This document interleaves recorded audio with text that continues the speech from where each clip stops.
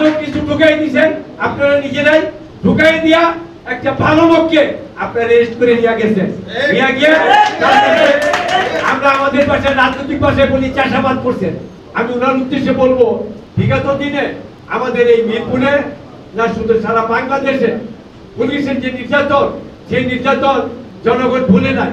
জনগণ সেই নির্যাতন থেকে নিষ্কৃতি পেয়েছে 5ই আগস্ট।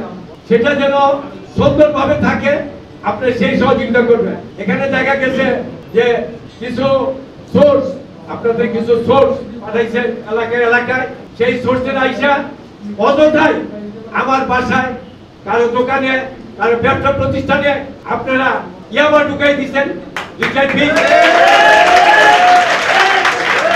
মাদক কিছু ঢুকাই দিচ্ছেন, আপনারা নিজেরাই ঢুকাই দিয়া একটা ভালো লোককে আপনারা রেজিস্ট করে নিয়ে গেছেন।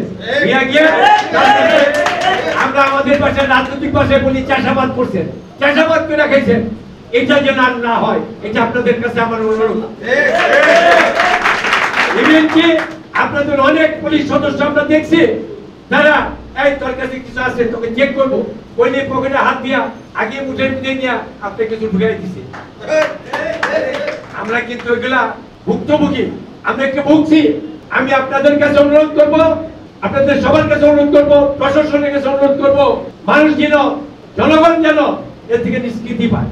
আপনাদের সহযোগিতা, সহানুভূতি যা যা প্রয়োজন আমরা উদার মনে আমরা সেই সহযোগিতা করব।